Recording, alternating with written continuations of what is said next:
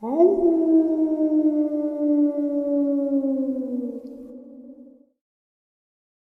greetings and salutations, everyone. I hope everyone is doing well, and welcome to this night-ending bonus upload.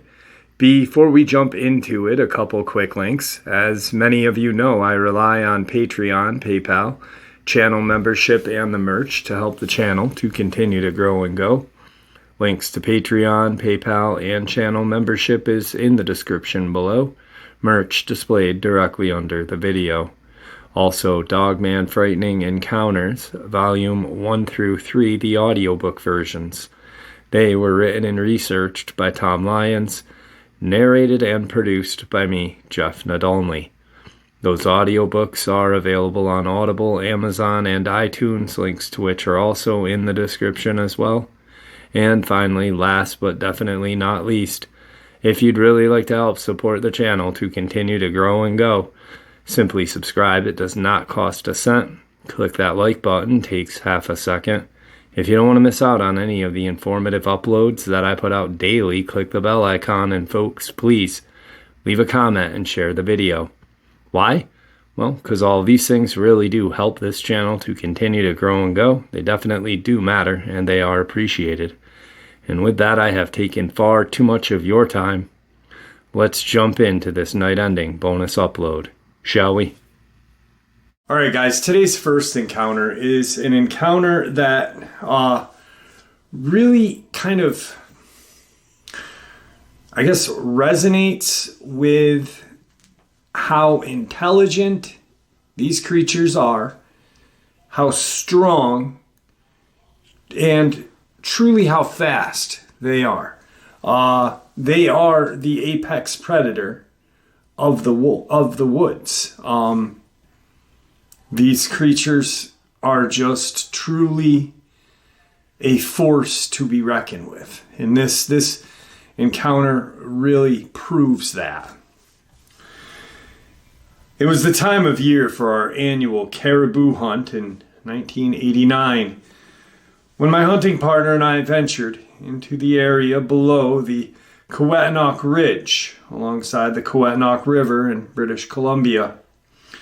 We were working the area between the river and Mountain Maripole and Carnarvon, with Hamilton Ridge to our south. It was a crisp morning, and we were seeing some animals starting to move, with none of them being to our liking, and the distance between us and the herd was far too great. Having seen this activity, we decided to follow the direction of the herd in hopes of seeing a more substantial animal at that point. We had made our way all the way down to where the warden's cabin is located, on the southwest side of Hamilton Ridge, and were now at a point where we were sandwiched between Hamilton and Tosher Ridge, respectively. At this point, my partner and I were sitting with our bodies facing in opposite directions. I was combing Hamilton Ridge with my binoculars, and my partner was combing the Kewetinock with his. We had to have been sitting there for over an hour, observing the movements of a number of caribou, when my partner said to me, "I have never seen a timber wolf that big in my entire life. Check this thing out." On his cue, I turned and began to fix my binoculars on the area in which he was now pointing. At this point, the two of us were now sitting with our eyes fixed on what appeared to be a wolf that was the size of a bull elk, a fact in which, of itself, is hard to digest mentally. The distance was great, but based on the size of the largest caribou which it was stalking, walking well below them, it was twice the size of the largest male, which didn't make any sense. To me, what I was seeing was an impossibility in the natural world. A timber wolf that size would have to weigh in the neighborhood of 500 pounds, which just can't be. As I was looking at this creature, I said to my partner that it must be a bear, but even as I said that, I didn't believe my own words, and that its coloration was not right for a bear, and yet The rump sat too high with the spine to be the profile of a wolf. It was truly a puzzlement to both of us. We sat watching this creature, just obviously stalking the herd from a lower position on the ridge. It must have been 20 minutes or so, as we both sat watching intently, that this creature lifted off the ground with what we believed to be its front legs, which were now hanging from its body, and began to make its way up the hill toward the herd, appearing just as a hunter would, holding his rifle, trying to get closer without being seen. This thing was now walking hunched over like a man. It made its way into position behind some brush, where it once again squatted down and was evidently watching the activity above it, just as we were.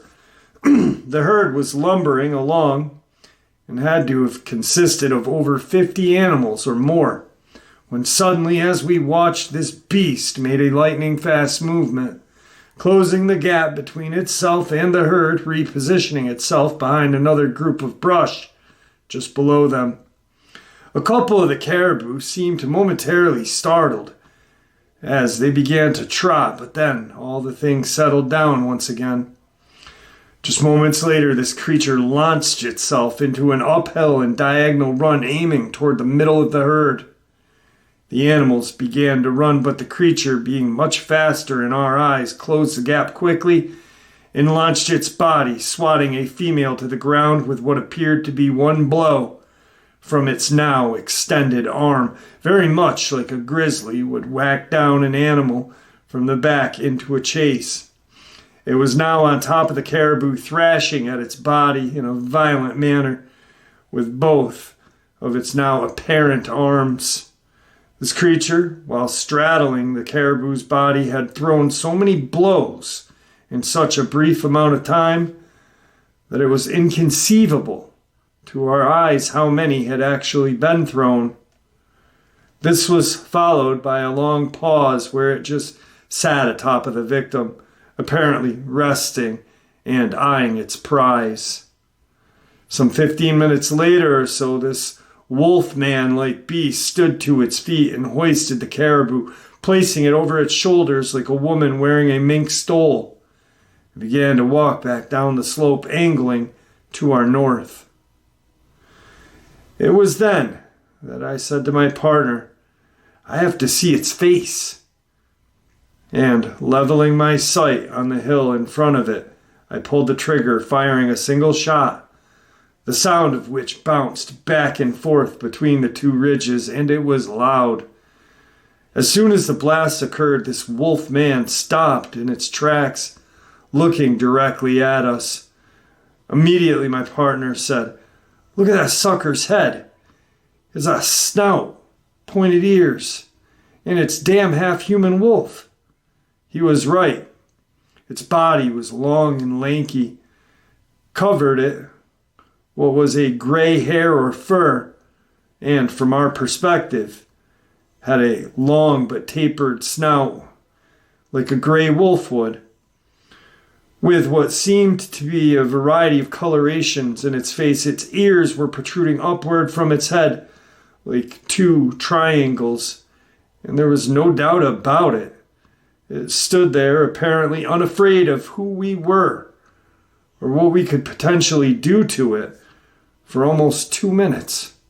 The creature then began to trot away with what was a very large strides across the face of the ridge at a speed which, quite simply, a man could not achieve. And all of this while shouldering what must have been 200 to 300 pounds of animal on its back. In what was a matter of only a few moments, this wolf creature had covered about a half a mile and disappeared into the timber at the base to our north. My partner and I just sat there comparing notes about what we had just seen. When we had seen it on the caribou, straddling the back was lean and V-shaped, appearing to be very muscular. When the arms began to thrash at a fallen caribou, They were extremely long. The movements were performed at a speed which seemed like a blur to our eyes. After having risen to its feet, it hoisted the body around its neck and shoulders like you would lift a 5-pound bag of potatoes as if it was nothing. I think the craziest damn moment of all was when we saw it lift up from being on all fours to 2 legs, which was the defining moment of that sighting. This singular movement completely blew us out of the water. We both at that point knew that we were seeing something totally unique and, quite frankly, extraordinary, if not supernatural. And yet, there it was, hunting and walking, attacking a flesh and blood animal for food. It was just incredible. Now, I normally will break down some encounters at the end of the video. Sometimes I don't. But I really want to with this one right now. And the reason why I think this encounter is important is because you have 2 hunters who have nothing to gain out of sharing this experience. Obviously, older men. This is their annual caribou hunt, a hunt they've been doing for years. Very experienced woodsmen, hunters. And they witness this just apex predator at its best. It's not going after them, and they can actually witness this hunter hunt its prey and watch how just tactically and strength-wise, agility, speed, everything. I mean, most encounters we hear of is them hunting us or them trying to scare us or just a quick glance. But this is an encounter that really you can really learn from, learn their hunting abilities, learn that these creatures not only are fast and strong, but obviously intelligent and tactical, because it ambushed 50 or more caribou, only being heard once. And it was such a quiet instance of being heard that the herd went back to doing what it was doing. And then as it gets up, it doesn't go for a tail end or the front. It goes right for the middle. Like it knew, if I go for the middle, I'm not missing. I'm not going to miss. I have the most probable chance to get dinner this way. Which, it's a tactical movement. No one can deny that. This animal tactically hunted, and these 2 men were able to watch it. And to me, that is an encounter that I would pay money to be in that situation. I would be scared, obviously, watching it go down, knowing what we know. But these men didn't know. They bore witness to it for the first time at its maximum potential. Unbelievable encounter. Let's get to tonight's second encounter. Tonight's second encounter is a subscriber submitted email I received on the 29th of March. I live in Youngstown, Ohio, and grew up on the north side of the city. If you look up pics of the old steel mills, you'll get an understanding of just what I'm talking about. My buddy literally lived across from the street from the mills, and we would regularly go down there and investigate this massive area, all but shut down and dilapidated. We had this certain old buildings that we'd frequent, and one we turned into a home base. We spent weeks making walls, strengthening spots so no one could get in, especially the wild dogs that also frequented the area and were especially vicious. They traveled in packs of 6 or more. The building we went to all the time had no stairs, so we had to jump up to get in. It made it safer for us. It was right by an active railroad. The other working steel mill nearby used it to get its supplies in and out. Fast forward to the summer. We were there one night. We always had firearms with us. It was Youngstown, Ohio in the early 90s. Murder town, USA. Plenty of Bloods and Crips. We had chosen an old factory that was huge. We'd have massive fires right on the floor of the first floor. We erected a wall of these metal U-shaped things that gave us privacy and safety. If anyone saw us from the railroad, they would certainly call the police and security would be there to get us in trouble. Well, we're hanging out and we heard the pack of dogs coming. We thought it sounded like they were chasing something. We went out to see, and they ran near us over this huge mound of coke that steel mills use for the steelmaking process. They ran over and we heard a fight ensue.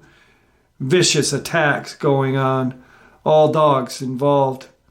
After maybe 6 to 7 seconds, we heard a louder dog above all the others, and the beginning screams of the wild dogs started.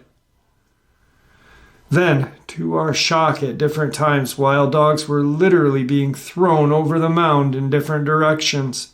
Finally, all of the wild dogs ran away in the direction they had come, but as fast as they possibly could run, some limping and others with obvious injuries. We were shocked. Then, one of my friends screams, "What is that? Look!" At that moment, I kid you not, a giant wolf-like animal, the size of which seemed quite honestly fake, crawls on all fours to the top of the mound and is looking directly into the area the wild dogs ran.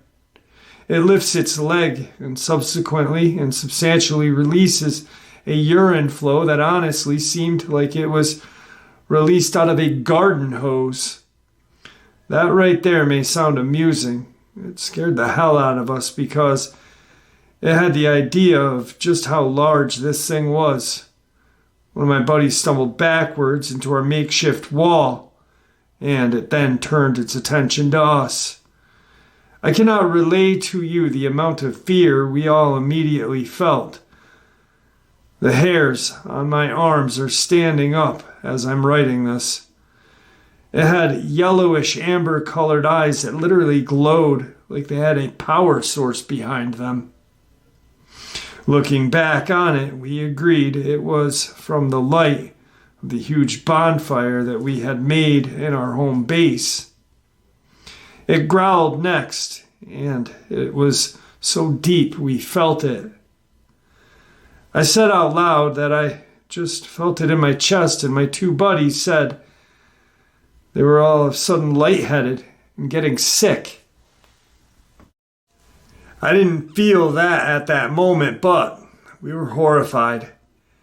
It then did something so shocking, so alien to the status quo that we immediately felt in danger and ran inside the building and up 2 sets of broken, missing, fallen apart concrete steps to the 3rd level. We are all very lucky that no one fell, at least broken bones type of fall, maybe even worse. It stood on its hind legs, its back legs. They looked like a huge set of dog legs, but large leg muscles were reminiscent of a bodybuilder but thicker. And just the look of its massive body was unbelievably impressive and intimidating. My one friend was crying, so terrified. When we got to the third floor, we had to smack and shake him to shut up, as well as cover his mouth until he almost passed out from lack of air. We hoped it had left. It didn't. After what seemed like an hour, but only was maybe a couple of minutes, we hear it climb up the outside and start entering the building. We first saw the shadow of it, which was 10 times larger than the beast. We all froze. No one dared make a sound. We should have dropped down out of sight, but we were so terrified we just stood there staring. It came into the light, and we saw everything on that animal. It was at least the size of a grizzly bear. Again, the size was so large it was hard to believe that we were not dreaming, that this thing was real. It was, and it was happening 20 feet in front of us. It started growling, sniffing the air, and then automatically looked straight up at us like it knew we were right there. This whole time, its eyes glowing. The thing that stood out to us was it started drooling, and not a little. It was pouring out of its mouth. It was pouring from the idea that it was going to eat, to kill us. It could have easily. It looked away from us and saw the stairs. We froze again and got a newfound feeling of horror. It was heading to the stairs to come up to where we were. We started freaking out, looking around, and had only one escape, the outside fire escape, going up to the roof. The part to go down had rusted and fell over long ago. It hopped easily over the 3 steps missing and was instantly on the second floor. It was walking to the next set of stairs, and at that moment, we heard the most beautiful sound ever, a train coming right by the building, slowly too. They had to see the fire because when they were passing the building, they let loose the treason horn, and it freaked out this wolf-like creature. It looked towards the opening of the building and in 2 seconds was out of the building and gone. We all started screaming for help, which no one heard, but also we were just screaming from stress because we felt we were going to be okay, possibly. When the train could no longer be heard, the fear set back in, and we thought every single sound was this thing coming back for us. It didn't, thank God. We then started to remember we had 3 pistols with us. We all took them out, took the safeties off, and started making our way back down to the second floor, waiting 20 minutes and then to the first floor. Waited probably an hour before we ventured back outside, pointing our guns and flashlights in front of us. Remember, we didn't have LED lights in the early 90s. These were those cheap plastic ones that only lit so much. But 4 of them helped light the way. We thought for sure every second we were making our way back to my friend's house, this thing was coming after us. We heard the wild dogs from a distance and started running. We ran until we got to my buddy's house. Those of us who are still alive talk about it that night every time we see each other. And when we talk on the phone, we will remember that experience until we die. I still am in awe that these things exist. Every time I see or hear an experience with one of these, I freeze. I am instantly brought back to that night, and I feel true horror once again. Tonight's final encounter. My wife and I lived in Idlewild for almost 18 years of our marriage. And it was close to the end of that period that we were out walking on one of those usual trails and saw something so freaky that I sometimes still have trouble accepting that it really happened. It was one of those muddier spring days we had seen. I remember how we almost backed out of going on our daily walk, but We had recently started an intense weight loss regimen and didn't want to cheat ourselves out of progress.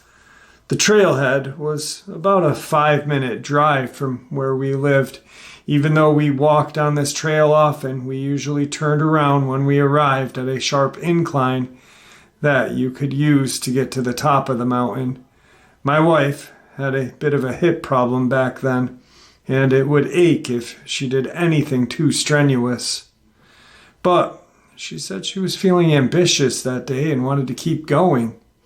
Eventually, you would get to the point of the trail where you could see a very large gray facility that didn't have any windows and was surrounded by tall barbed wire fence. Neither of us thought much of it, assuming it was just an electrical building. The facility had to have been a solid 100 yards from the fence. There was plenty of trees in the middle, making the building difficult to see once everything had bloomed in the summer. It was the first hike where the facility caught my lasting attention. There's a gigantic rip in a section of fence close to the trail. I kid you not when I say it looked like a giant had peeled it apart with its massive hands. Something about that scene felt very off, like something remarkably unusual had occurred. There was also an odd smell to the air, but it was not uncommon to come across the scent of decay in these parts. Wildlife was everywhere. I wasn't sure if we should keep walking, but my wife felt enthusiastic that day and she was determined to keep going. Initially, she didn't seem too concerned about the break in the fence. She merely assumed it was a large buck had gotten its antlers caught in it and eventually managed to pull the thing apart to free itself. We didn't stick around long, but we ran into a brigade of armed men after we continued up the path. They were dressed in camouflage and were carrying high-caliber weapons. Since I had never seen anything like that around here, I asked the men what was happening. "Move along," one of them replied. I explained that I just wanted a simple explanation for whether there was potential danger in the area where we reside. Still, the same gentleman disregarded my question and suggested we head back towards our car.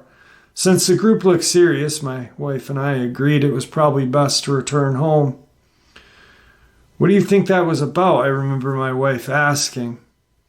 I couldn't say, but I wouldn't be surprised if it had to do something with that hole in the fence. We heard footsteps behind us. When we were about halfway back to the car, my wife and I turned around simultaneously, expecting to see a fellow hiker who had gotten caught up in it too, but it was something else entirely. My wife shrieked when we locked eyes with this being that had to have been at least 8 feet tall. It had all black hair with olive-colored skin visible on its face, hands, and feet. We couldn't believe our eyes. Although we spotted it, the tall figure maintained the same pace as it walked towards us. The only time it broke eye contact was once when it checked to see if anyone or anything was following it. And that was when I noticed it had to turn its entire torso. The neck on this thing was almost non-existent. In all of my life, I had never seen something so large, so muscular. I can't even begin to imagine the strength this creature possessed. That aspect alone was one of the most disturbing things I had ever encountered. We were walking down the ridge when we spotted the massive creature, and all we could do was step to the side and get out of its way, hoping that it would leave us alone. After we stepped out of its way, it got down onto all fours and ran like a large cat.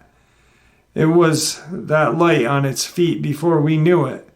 It was out of sight. Its speed was incomprehensible.